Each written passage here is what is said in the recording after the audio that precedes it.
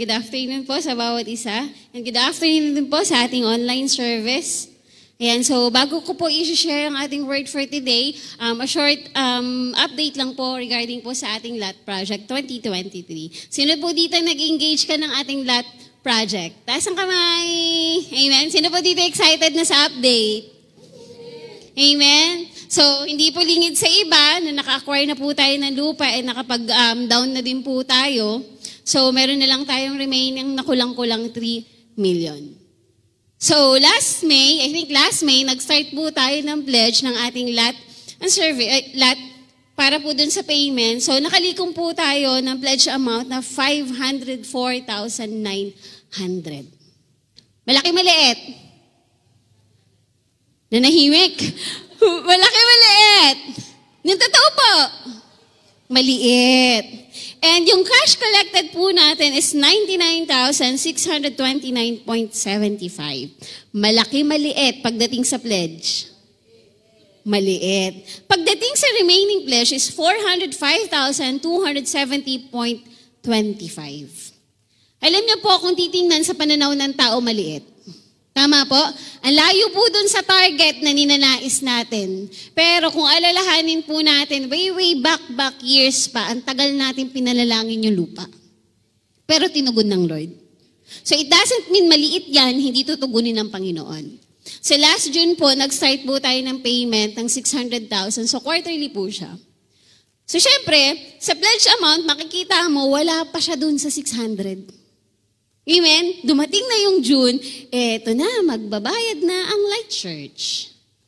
Glory to God, nakabuo po tayo ng 300,000. So before pa nun, wala pa siyang 300. Sabi ko, Lord, ang laki pa ng kulang namin. And that night, may nag-abot po sa akin, pandagdag. Alam niyo po yun, alam ng Lord ng desire ng puso ng mga tao at ng family ng Light Church. So hindi po imposibleng makukuha po natin yan kasi binigay na sa atin yung lupa. Sama-sama lang po tayong manalangin at wag po nating hayaan na pledge na yung binigay natin. Hakbangan po natin. Subukan natin ang ating pananampalataya through our pledges pagdating sa Panginoon. Kasi ako naniniwala, hindi nawawalan ng kabuluhan. Subok na subok po iyan. Amen? So tayo po tayong lahat before I start sa word. Manalangin po tayo. Let's pray. Father God, we thank you, O Lord God, for this afternoon, O Lord God. Lord, nakita niyo po, Panginoon, yung pangangailangan namin, O Lord God, sa aming simbahan, O Lord God. Lord, alam namin, Lord God, kakatagpuin mo at tutugunin mo, Panginoon, ang aming pangangailangan, Panginoon. Lord, use us, Panginoon, O Lord God. Gamitin mo po ang bawat isa, O Lord God, na makibahagi, O Lord God, sa gawain ito. Kasi, Lord, alam namin na ito ay nagmula sa iyo. Tinuturuan niyo din po kami, Lord God, to be faithful, O Lord God. And, Lord God, maging magkaisa, O Lord God, makibahagi, Lord God, sa gawain ito, Lord God. And Lord, sa hapong ito, Lord God, sa inyong salita na ibabahagi, O Lord God, itago niyo lamang po ako, Panginoon, sa inyong likuran, Panginoon. Holy Spirit, be with us, be in us, O Lord God. Open our hearts, open our minds, Panginoon, O Lord God. Saturate this place, Lord God, with your presence, O Lord God. And Lord, isasantabi muna namin ang aming mga alalahanin, problema, Panginoon, because we want to hear your word today, Panginoon, Lord God. We want to bless ourselves, Panginoon, through your word, Panginoon. In Jesus' name we pray. Amen. Makakaupo na po. So last week po, tinuro po sa atin, binaba po sa atin ni Coach Yolando yung relationship to God. Self-check pa din. So ngayon din po, yung tema natin, self-check pa din, in connection din naman doon sa relationship to God. So nakita po natin kung gaano ka-importante, kung gaano nag-manifest kay Coach Johan yung sinasabing relationship to God. Nakita po natin yung transformation. So ngayon naman, pag-uusapan natin, paano ba natin in-nurture our relationship with others? Hindi pwedeng meron kang relationship to God, and yet wala kang magandang relationship to others. Alam niyo po bakit? Relationship kahit saan ka pumunta, kahit saan ka lumingon, relationship, nandiyan pa din. Pagpasok mo sa loob ng bahay, relationship. Pagpunta mo sa trabaho, pag nagtuturo ka, kung kahit anumang trabaho yan, relationship. Pumunta ka man lang ng palengke, sumakay ka ng sidecar, relationship. Why? Kasi si Lord, yun yung unang binahagi sa atin, relationship. Pero kamusta po kaya yung relationship natin sa kapwa? Natanong po ba natin sa sarili natin, Lord, kamusta ba yung relasyon ko sa kapwa ko? Kamusta ba yung relasyon ko pagdating sa loob ng trabaho? Kamusta po ba yung relasyon ko sa loob ng simbahan? Kamusta din po kaya yung relationship ko bilang anak sa sa magulang ko? Kamusta din po kaya ang relationship ko pagdating sa mga anak ko? It's relationship. So, 3 bagay lang po ito kung paano po natin pahalagahan kung anong meron po tayo ngayon. Relationship. So, sabi po doon sa John 13 verse 34, "A new command I give you, love one another as I have loved you." Sabi po ito ng Panginoon. So, you must love one another. Inulit ng Lord love one another as I have loved you, so you must love one another. So I believe we gather today kasi ito yung foundation Ito tayo pinagsama-sama tayo ng Lord kahit lumingong kakaliwat kanan, relationship. Kaya nasa loob ng simbahan ng ito kasi nga, relationship. So point number 1 po ay love and acceptance. And in John 13 verse 34, ulitin ko po, "A new command I give you, love one another as I have loved you, so you must love one another." Romans 15 verse 7, sabi doon, "Accept one another, then just as Christ accepted you in order to bring praise to God." Kung mapapansin po natin, doon sa verse ng John 13 verse 34, "I have loved you," sabi ng Panginoon. Pagdating sa Romans 15 verse 7, "Just as Christ accepted you." So hindi pala pwedeng nag-love ka, tapos wala kang acceptance. Hindi pala pwedeng mahal mo, pero ayaw mo makasama kasi ayaw mo ng ugali niya. Pwede pala yun. Pwede kang magpanggap na sabihin mo, "I love you with the love of the Lord." Pero pag meron ng lakad, hindi mo na siya sinasama. Kasi feeling mo masisira yung araw mo. Hindi pwedeng meron kang love, pero meron kang tinatangi. Ibig sabihin, magaling lang tayong makipagkaibigan sa merong ganun, pero pagdating sa wala ng ganun, hindi na natin kinakamusta. Pero sabi doon, new command na binigay sa atin ng Panginoon, love one another. Walang sinabi si Lord na select one another. Hindi sinabi ni Lord na mahalin mo lang kung sino yung nagpapasaya ng puso mo. Tanggapin mo lang kung sino lang yung nagpapasaya sa'yo. Wala pong ganun Sabi doon, love and acceptance form the foundation of our relationship. Tama naman. Yung relasyon po natin na meron tayo ngayon, ang unang-unang pundasyon niyan ay love and acceptance. Hindi ka pwedeng mamili Hindi pwedeng, alam mo yun, meron ka magulang, hindi mo siya love, hindi mo siya accepted, hindi mo siya gusto. Hindi po pwede palang ganun. Kasi ito na yung foundation Ito na yung binigay sa atin ng Panginoon. And the same thing na binigay sa atin ni Lord, tong foundation na to, ito din yung ibibigay natin sa kapwa. Alam niyo po, itong love and acceptance na to, wala po ako nito, to be honest. Nung edad ko po ay 23, I think 22, pababa, hindi ko po naranasan tong love and acceptance na to. And mahirap magbigay pag wala ka niyan. Mahirap magmahal kung hindi mo nararamdaman yung pagmamahal. Mahirap tumanggap, mahirap tanggapin ang isang tao na hindi mo gusto kung ikaw din hindi tinatanggap. Tama po? Ang hirap Ang hirap magmahal, Lord. Pero sabi nga ng Lord as I have loved you. Wala kang choice. Wala kang pwedeng takbuhan, kundi mamahalin mo. Itong love and acceptance na to, hindi ko siya naranasan.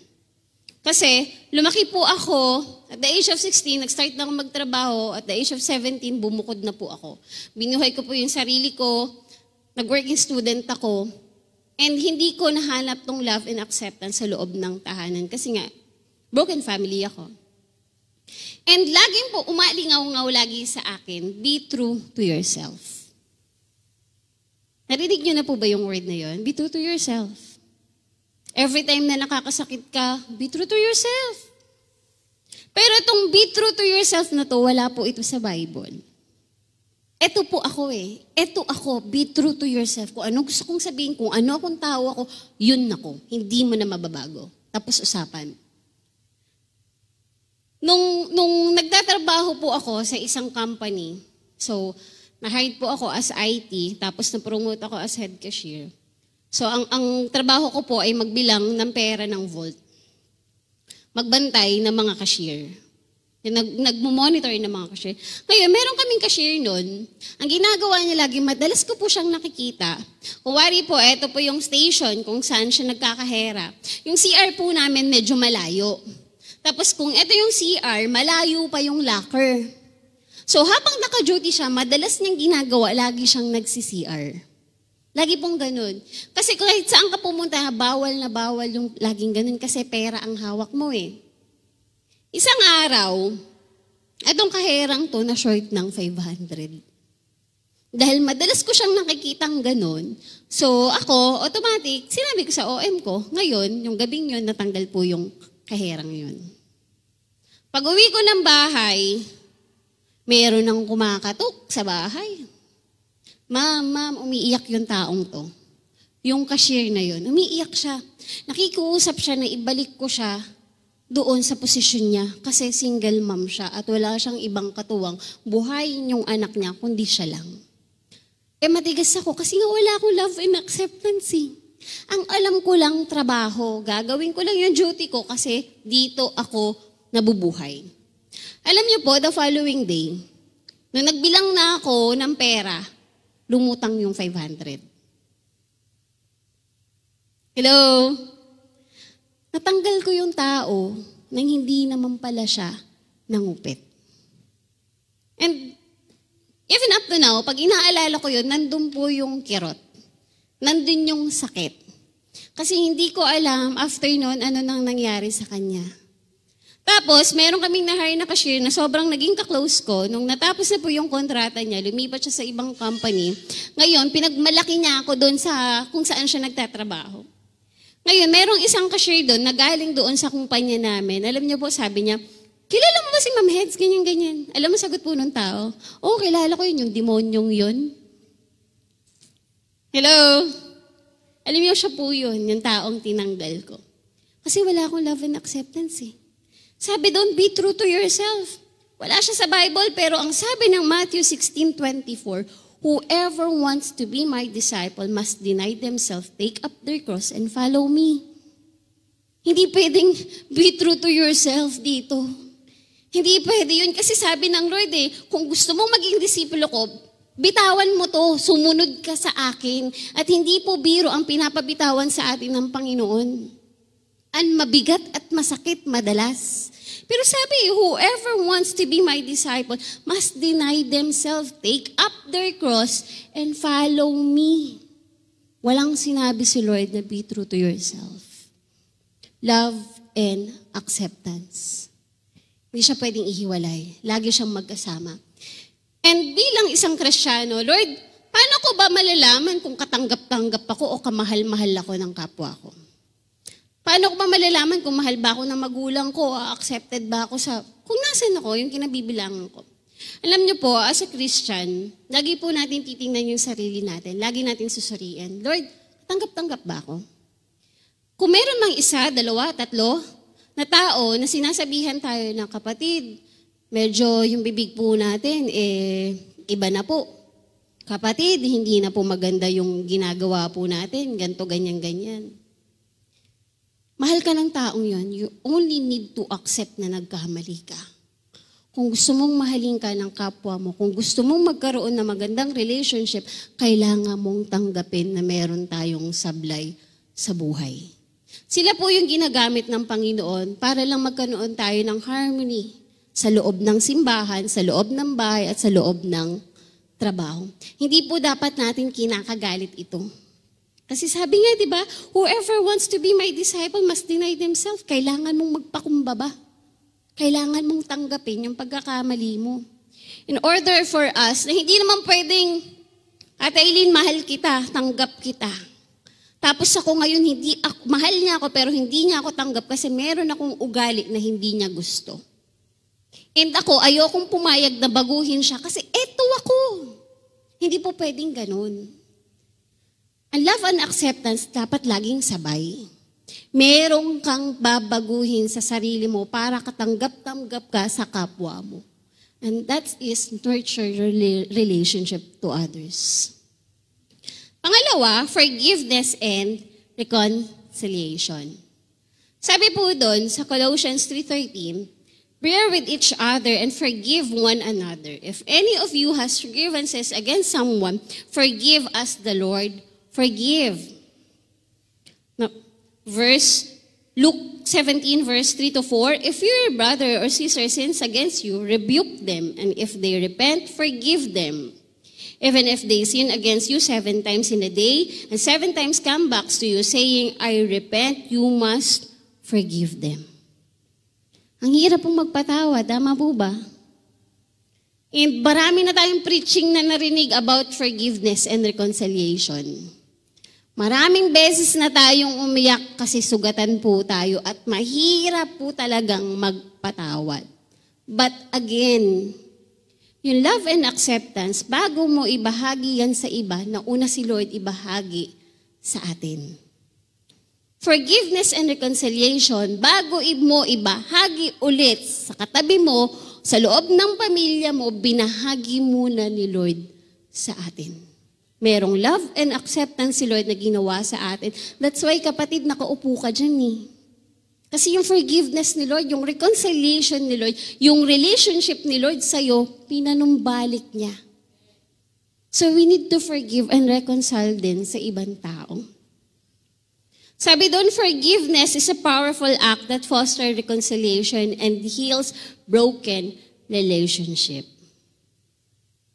Pag nagmahal ka at tinanggap mo yung kapwa mo, asahan mo, masasaktan ka. Hindi pwedeng hindi ka masasaktan. Tao yan eh. Alam niyo po yun?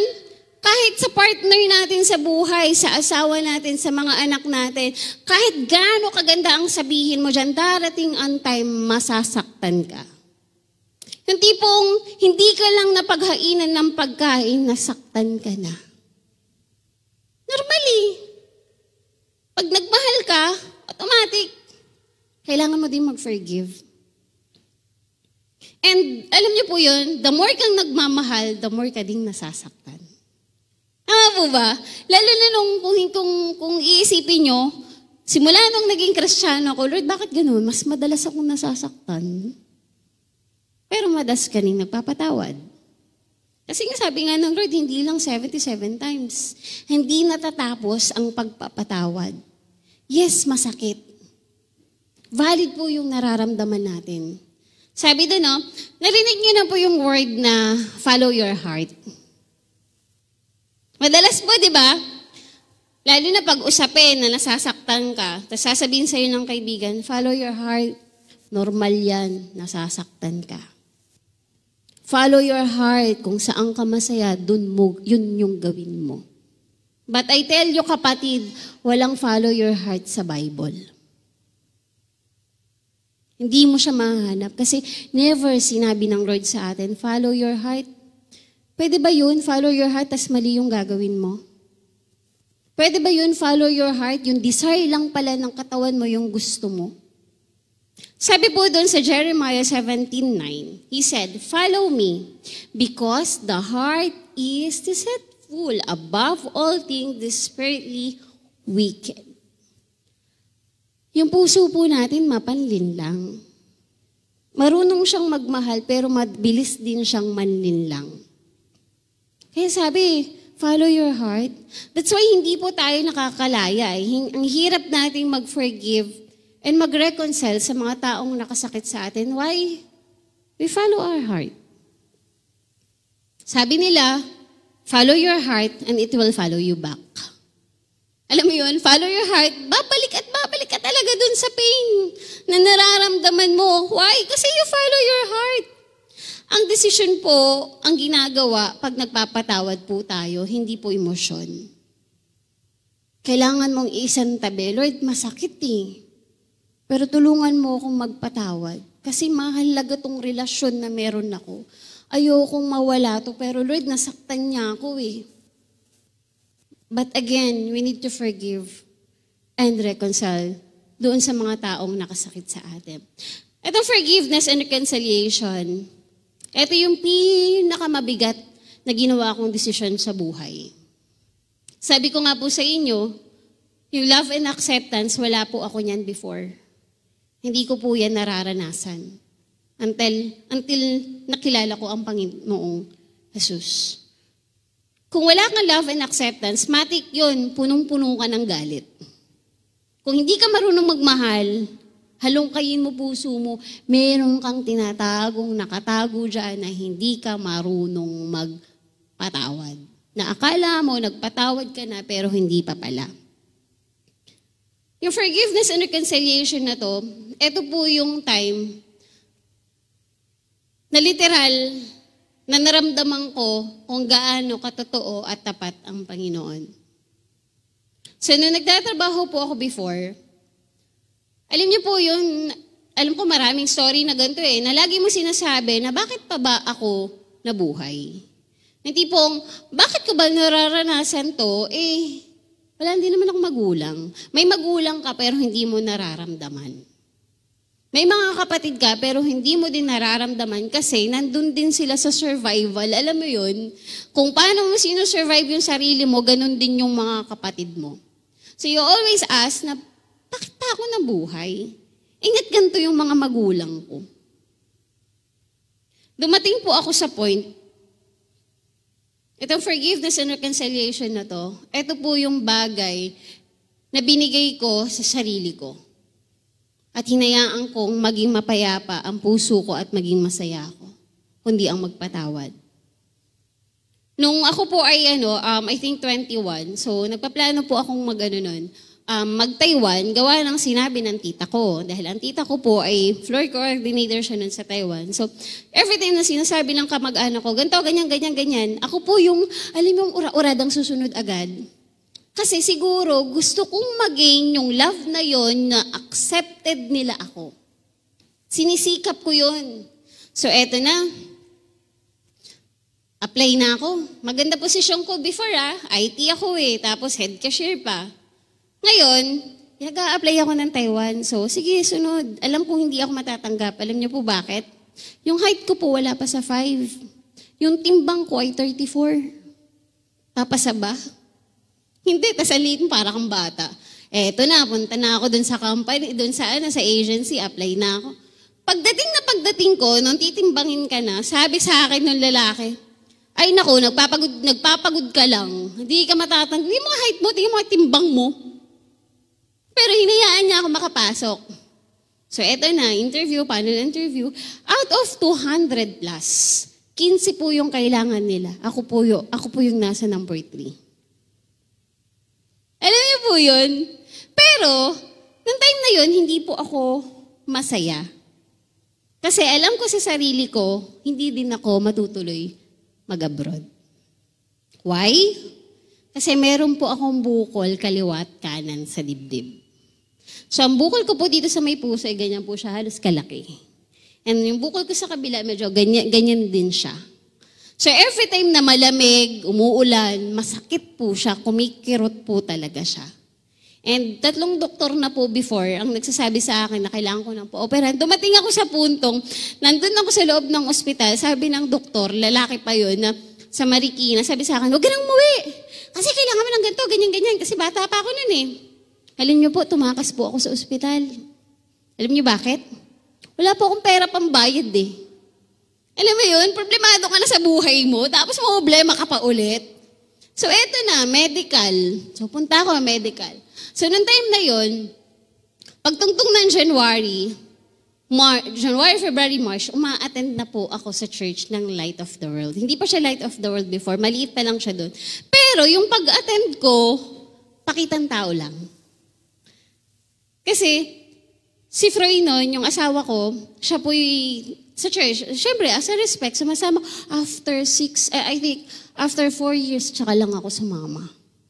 Kasi matigas talaga ako.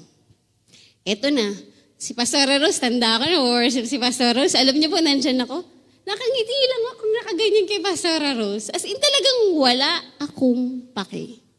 Kasi nga hindi ako naniniwala eh.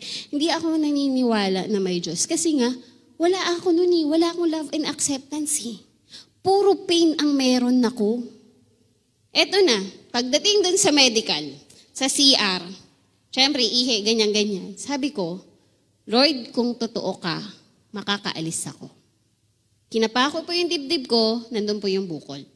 Pag-akit ko sa second floor, paghubad ko, pagkahiga mo, kasi physical yun eh, kakapain. Alam niyo po paghiga ko, wala po yung bukol. Nung kinapalong babae, wala po dun yung bukol. Kasi ako, alam ko pag naliligo ako meron, pag nakahiga ako meron. Pero nung time na yun, wala po yung bukol. Bihis ako, nanginginig ako noon, sabi ko, alam mo yung hindi mo ma-explain yung nararamdaman mo kasi nagparamdam sa'yo ang Panginoon. Sa isang prayer kong yun tinugon ng Panginoon. At eto ang malupit. Pagdating ko sa CR, kasi naiiyak na talaga ako at nanginginig ako, pagkapa ko, nandun na ulit ang bukol. Hello!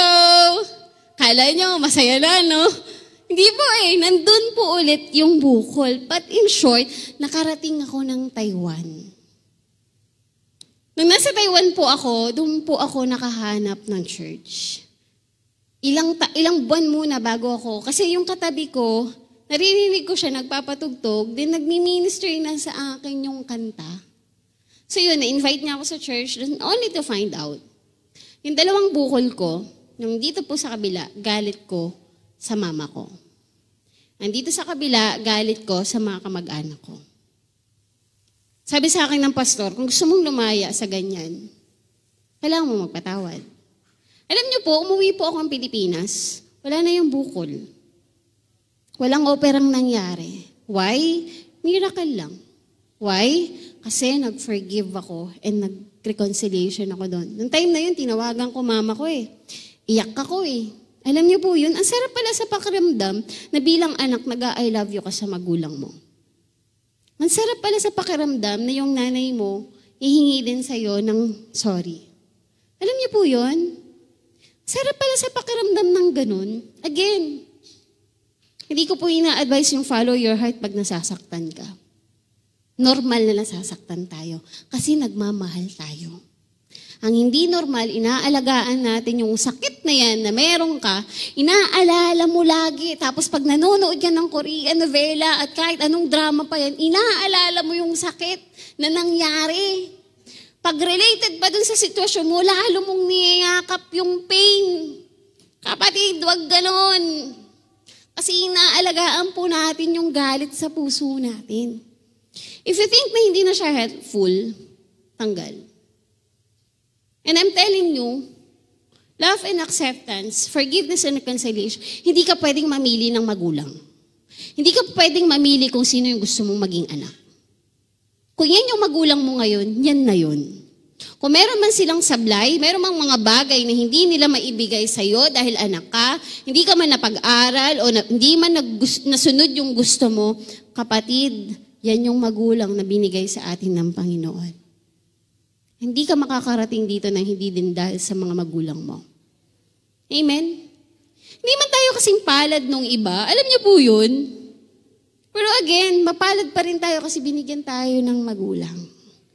Mayroong pagkakataon na kailangan mong i-reconcile, kailangan mong i-admit na hindi lang ikaw ang nagkasala, ako din nagkasala.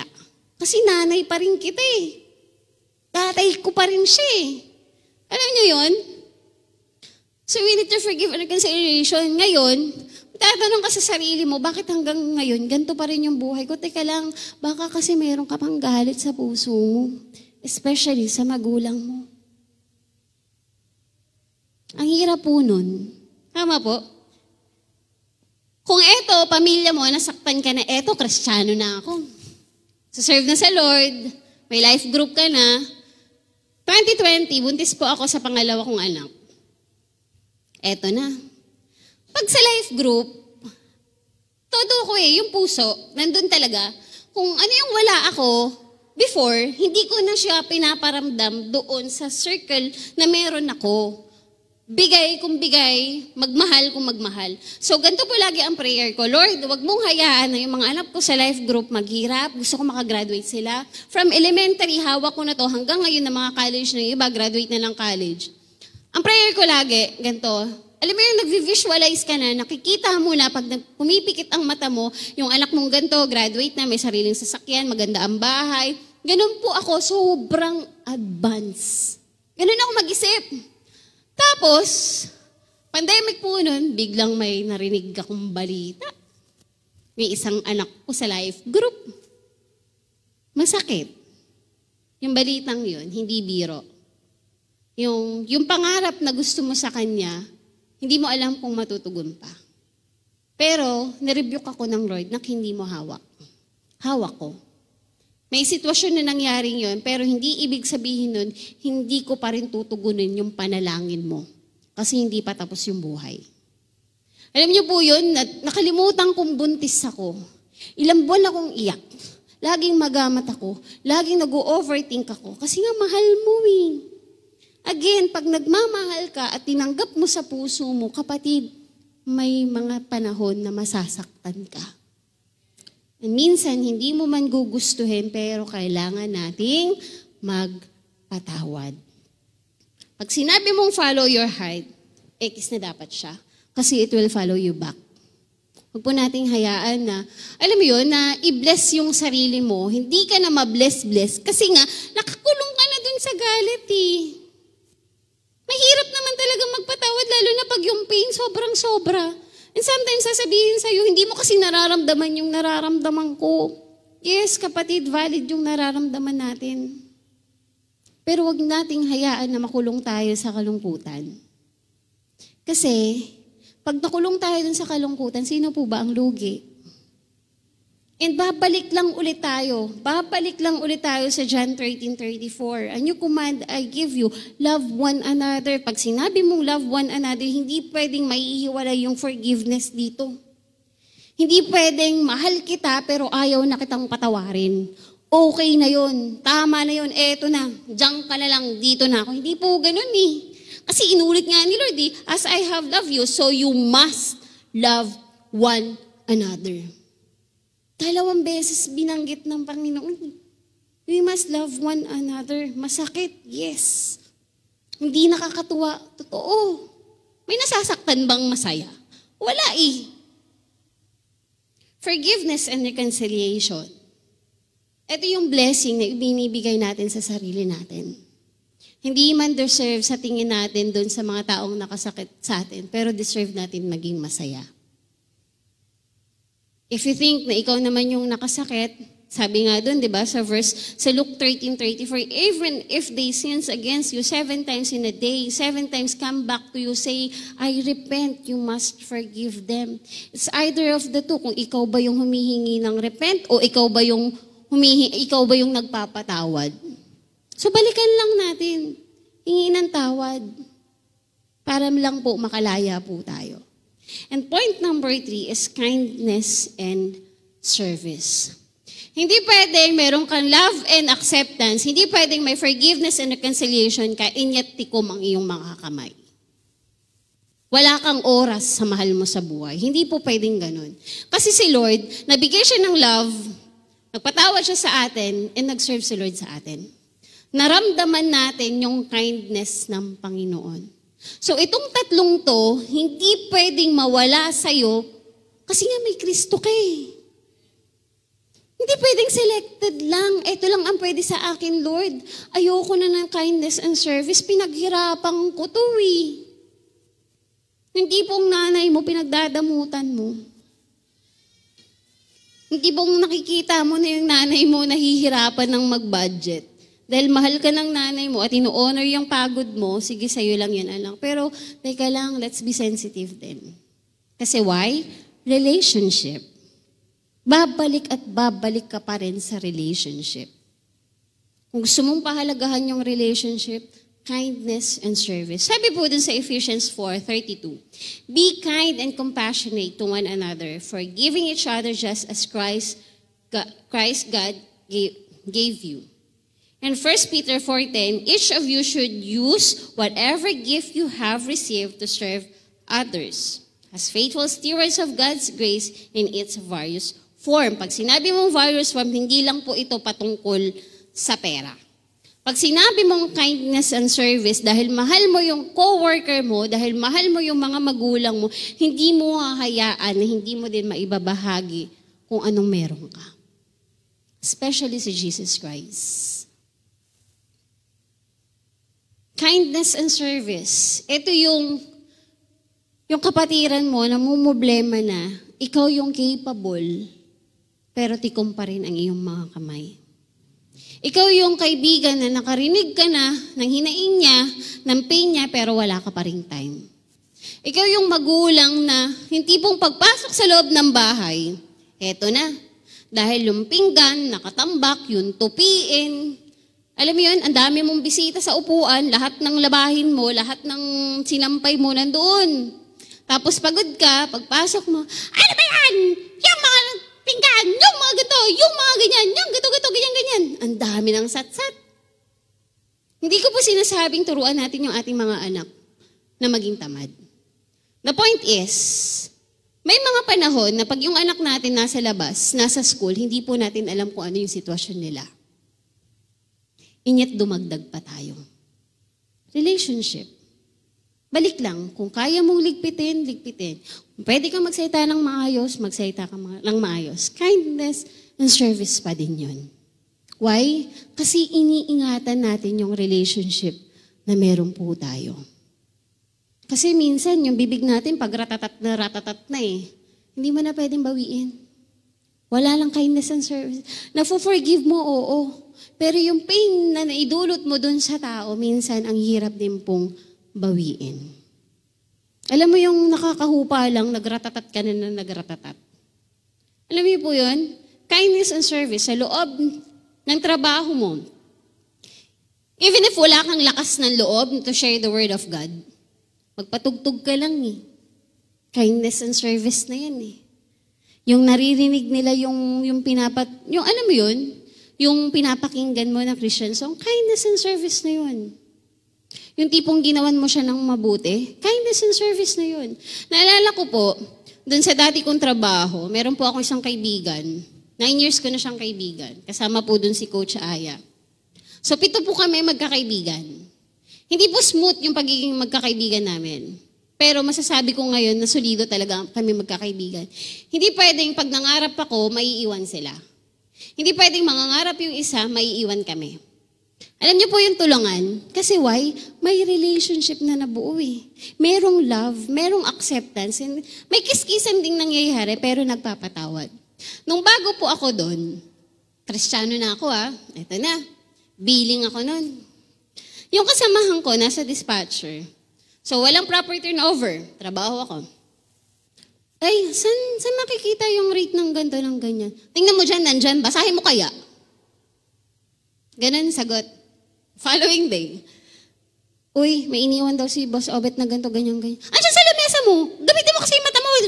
Ang dami nang sinabi. Tapos, alam mo yung punto talaga ng boses niya, yung galit talaga. Madalas talaga siyang galit. And alam niyo po, ngayon, itong taong to, na tinutukoy ko sa inyo, nakapag-church na, nakapag-life retreat na, glory to God, na-sharean din po namin. Kindness and service. Pumasok doon yung love and acceptance, hindi lang siyang mananatili lang doon. Kailangan may kindness and service. And natutuwa po kami sa kanya kasi eto na. So, nag-resign ako, siguro 2 years na mahigit. Kami, 7 kami, 2 na lang silang natira. Lahat talaga, nangarap din talaga. I mean, wala naman pong, may pangarap naman doon, pero kailangan mong mag-grow eh. So, eto na. Eto yung kaibigan ko to. Kukantuhan kami, tapos natanong niya sa akin, bakit ganun? Ba't parang hindi kayo naghihirap? Parang hindi kayo nawawalan. So, na-share namin yung about tithes and offering, ganto, ganyan-ganyan. Yung tipong, minsan, magpe-pray ka lang, gusto mo ng spaghetti, tapos maya-maya may kakatok ng kapitbahay, bibigyan ka na ng spaghetti. Why? Kasi nagta-tithes and offering ako. Alam ng Lord yung nararamdaman ko. And itong taong to, hindi po siya tumigil mag-tithes. Kahit wala na ako sa office. Nalalaman ko kasi nagpa-pop up eh. Nakikita ko yung pangalan niya. Maliit o malaki, consistent siyang nagtatides. At alam kong tapat kasi alam namin kung magkano po yung sahod sa office. And nung mga nakarang araw, nakakatawa po kasi sabi niya sa akin, alam mo ba, noon nagtatrabaho ko, tapos biglang may miss call. Nakita ko na eh. Tapos pagtingin ko sa cellphone ko, eto na. Heads, dati, habang gumagawa ako ng payslip, nangangarap lang ako na 30 lang sahod ko. Ay, nangangarap siya na 30,000 daw yung sahod niya. So, nagtatype siya lagi. Alam mo yung, nagde-declare na siya. Kasi meron kaming ginawa with Coach Aya. So, nagde-declare na siya na 30,000 yung sahod niya, ganyan-ganto. Alam niyo po, nag-apply po siya sa isang company, na-hired po siya. And ang nakakatawa, yung 30,000 na sinusulat niya, na salary expectation niya, hindi po yun yung binigay ng Lord. Alam niyo po, tinaasan po ng Panginoon yung expectation niya. Hindi po 30,000 ang binigay ng Lord sa kanya, higit pa. Why? Kindness and service. Deserve ng mga tao yung mga taong nasa paligid natin, yung service na to. Deserve ng mga taong to na hindi mo ipagdadamot kung anong meron ka. Deserve ng mga taong tong pagpalain din ng Panginoon, hindi lang sa salita ng Panginoon, kundi kung ano po yung katotohanan. That's kindness and service. And masayang-masaya ka kung ano ang meron siya. Why? Kasi mahal mo eh. Kasi pag nagmamahal ka, hindi ka maiinggit. Pag nagmamahal ka, kung ano yung tagumpay ng isa, tagumpay mo na din. Sa loob ng tahanan, ang tagumpay ng asawa mo ay tagumpay mo din. Why? Love and acceptance. Relationship.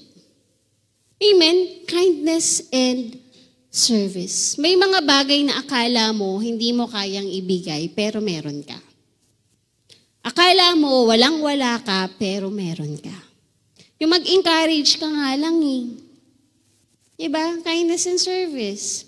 And dito mo napapatunayan kung nag-forgive ka talaga o hindi. Pagbukas na ang palad mo sa taong nakasakit sa'yo. Yung tipong wala na siyang matakbuhan, ikaw na lang. Pero dahil matindi yung ginawa niya sa'yo, pero nag-forgive ka, nag-reconcile ka, magbibigay ka pa din. Why?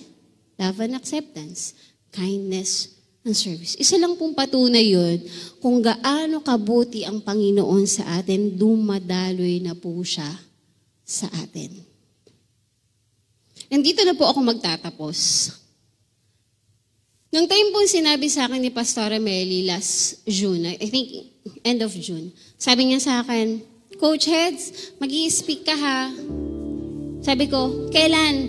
Sabi niya, ano pa naman te, August pa naman, matagal-tagal pa, makakapag-prepare ka pa. So sabi ko, okay. Kasi yung trabaho ko po sa office, alam mo yung nangyayari sa mundo. As a moderator, nakikita ko lahat yung sitwasyon na minsan mabigat, pero kaya mo kasi meron kang Kristo. Eto na. Akala ko sa elderly akong magsasalita. Hindi ko alam, sa annex pala. Sabi ko, Lord, okay na ako sa likod eh. Okay na ako sa admin, okay na ako sa finance. Huwag lang dito eh. Pero sa panahon nung nag-content moderator ako, doon ko napatunayan na ang hirap palang magsabi ng no sa Panginoon. Why? Kasi makikita mo, habang nagpo-moderate ka, masasabi mo sa sarili mong malapit nang dumating ang Panginoon. Sa mga nakikita ko. Ayoko na pong i-elaborate. Alam niyo po yun? Then, ilang linggo ko siyang inaaral. Wala po talagang pumapasok sa utak ko. Wala akong hindi siya mag-materialize, yung preaching na to. Wala talaga. Kagabi, galing po ako sa trabaho, nakarating ako sa bahay, 11 na po ng gabi.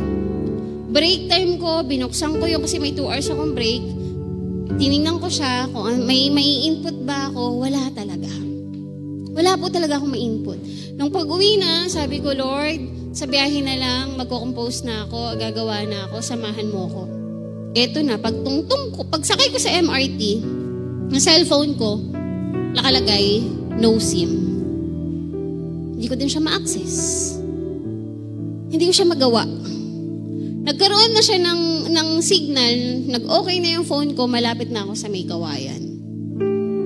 And the past few days, habang mabiyahe ako, lagi ako nakaselpak lagi ng earbuds ko. Tapos nakikinig lang ako ng kanta.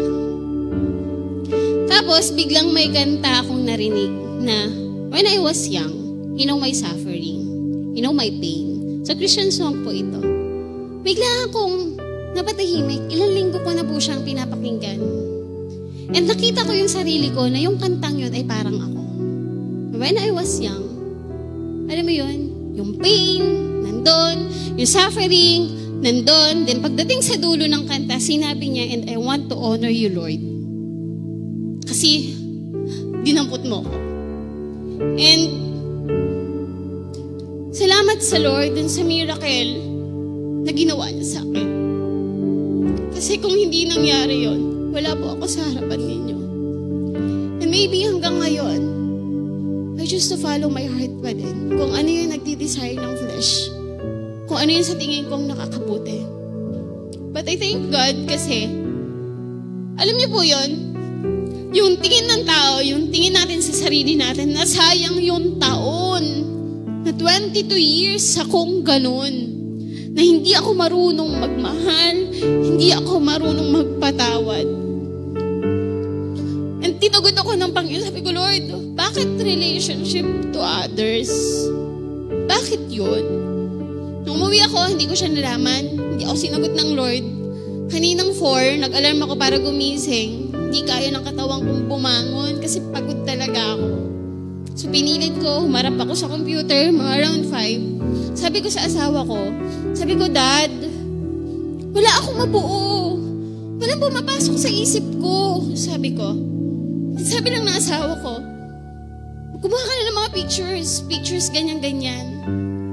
Ang una pumasok sa isip ko, pictures ng family ko. Ng mama ko, ng kapatid ko, ayan po sila. And yan yung first time na wala lang dyan yung kuya ko, si kuya ko nasa ibang bansa.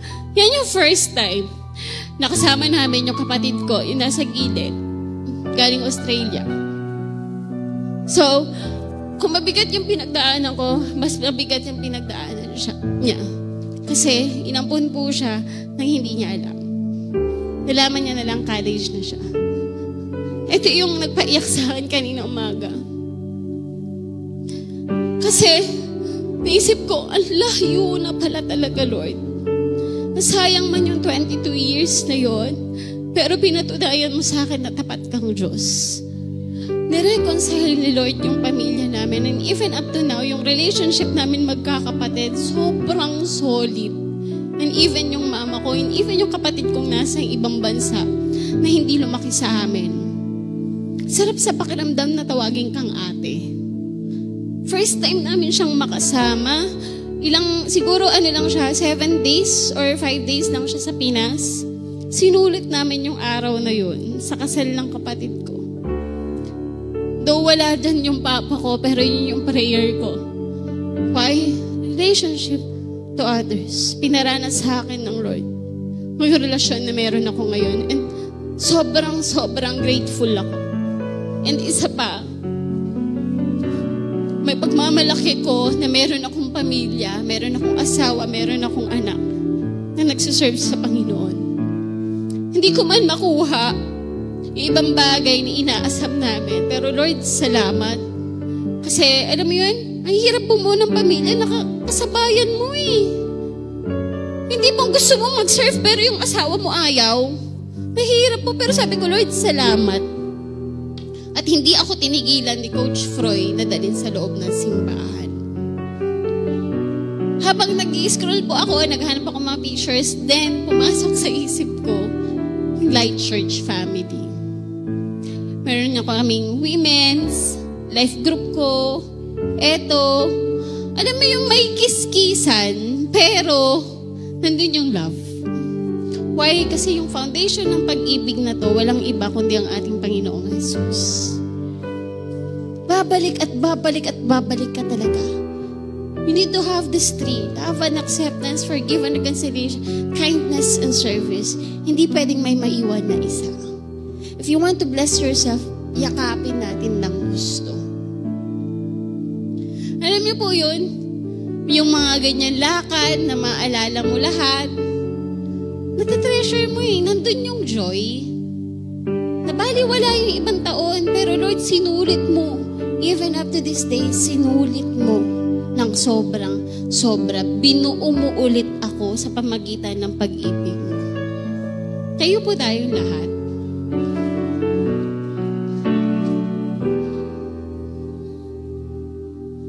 Hindi ko po alam kung ano yung pinagdadaanan ninyo. Hindi ko po alam kung meron ba tayong puso na mag-love, na mag-accept, and especially magpatawad. Hindi ko po alam kung ano yung bigat, pero isa lang po ang masasabi ko. Hindi pwedeng nagmamahal ka sa Diyos, and yet hindi ka nagpapatawad.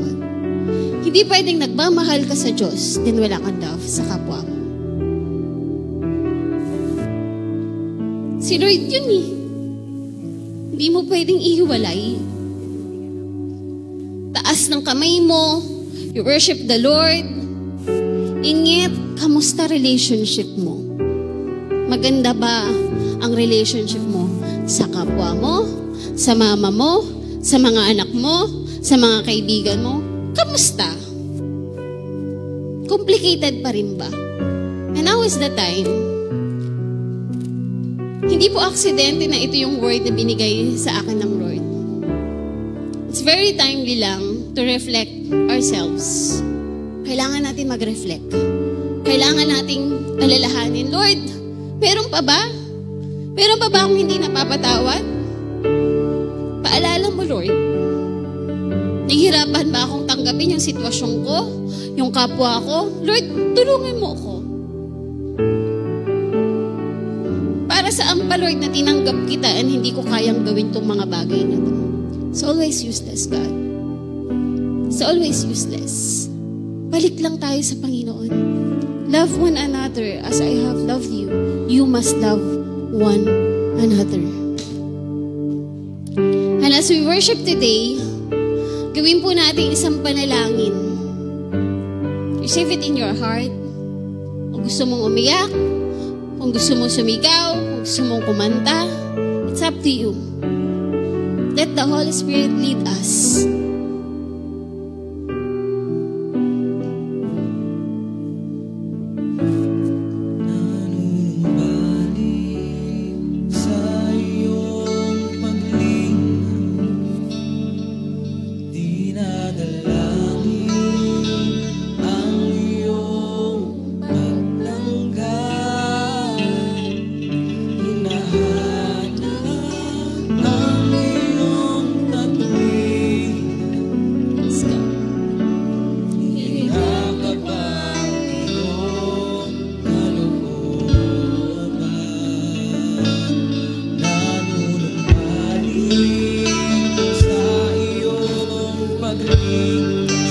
Lord, ibalik mo kami, Panginoon, sa pag-ibig mo na kung saan. Ito yung source kung bakit kami nandirito, O God. Ibalik mo kami, Panginoon, sa unang tibok mo sa puso namin, O God.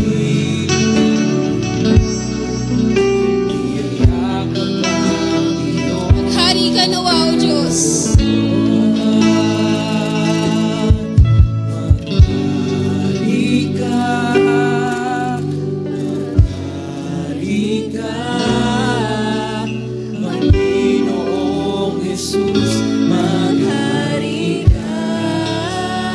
Yes, God. Sa buhay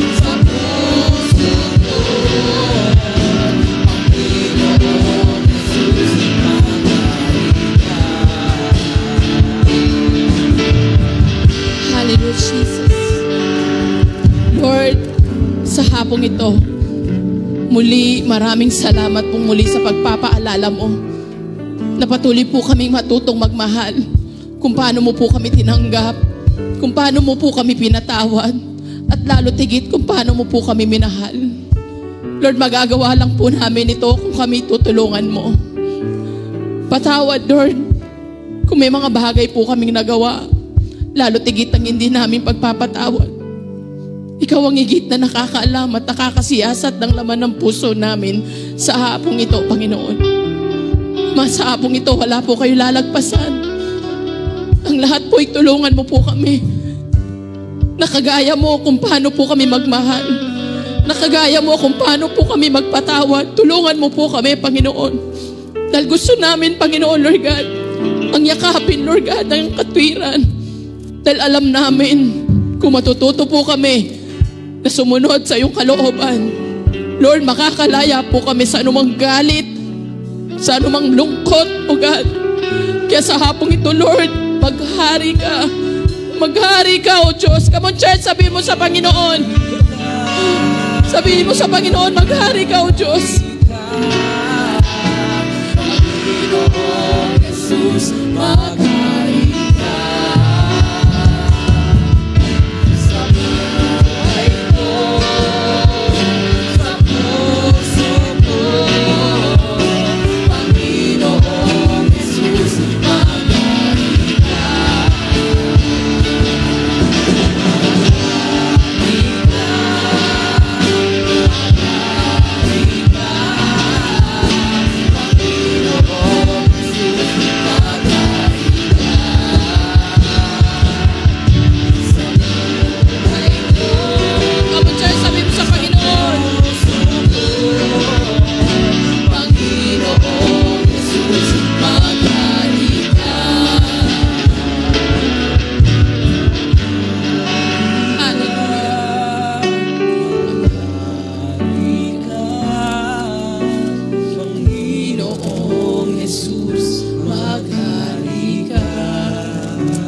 Hallelujah. Hallelujah, Jesus. Sa puso ko, Panginoong Jesus, maghari ka. Hallelujah. Yes, Lord. Sa hapong ito, Panginoon, lalabas man po kami sa lugar pong ito. Patuloy naming alalahanin, Panginoon, ang pag-ibig na natanggap po namin upang, Lord, maging kami ay maging daluyan din po ng pag-ibig sa aming kapwa. At kasabay, Panginoon, ng paglimot ng mga bagay na nagbigay ng kalungkutan, mga bagay na nagbigay ng sakit ng loob sa buhay namin. Lord, pinapalaya na po ng aming mga sarili. Binibless po namin ang aming mga sarili sa pamamagitan ng pagtanggap na ito ng mga salita mo. Hindi po kami papayag na ang buhay na ito ay mananatiling punong-puno ng sakit at sama ng loob, Panginoon. Mas gugustuhin namin, O Diyos, na ma-enjoy ang buhay, na yun ay lumalakad ayon sa iyong kalooban. Kaya maraming salamat sa hapong ito. Lord, meron kang inayos ng mga relasyon. Meron kang tinuruan upang magpatawad. Meron kang tinuruan upang tumanggap, Panginoon. Para, Lord, na anuman na mangyari, Lord, kakayanin namin tanggapin ang aming kapwa. Sa kabila man po, Panginoon, ng mga pagkakaiba po namin. Maraming salamat. Dahil, Lord, ang source ng pag-ibig na ito ay nagmumula sa iyo. Dahil ikaw po ang totoo na nagsimula ng pagmamahal na ito. Kaya manahan ka, mag-ari ka sa buhay namin. Kaya, Lord, sa bawat araw ng buhay namin, punuin mo po ng pag-ibig ang pusong ito upang dumaloy po ito sa aming mga kapwa. Maraming salamat na wala po kayo nilagpasan sa hapong ito, Panginoon. Na lahat po, Panginoon, ay pinagaling mo. Lahat po, Panginoon, Lord God, ay tinuruan mo kung paano sumunod sa iyo, Panginoon. At sa hapong ito, Panginoon, naniniwala po ako, Panginoon, sa bawat isa po sa amin, simula sa araw na ito, pipiliin at gugustuhin namin na yakapin po, Panginoon, na matuloy na magmahal ng magmahal, kagaya ng pag-ibig na binigay mo po sa amin. Sa hapong pong ito, tanggapin po natin ang pagpapala ng Panginoon. Taas natin ang ating mga kamay. The Lord bless you. The Lord keep you. May the Lord shine upon you. May the Lord give you hope, love, peace, and joy. In the name of the Father, of the Son, and the Holy Spirit we pray. Amen and amen. God bless you po. Tapos na po ang ating gawain.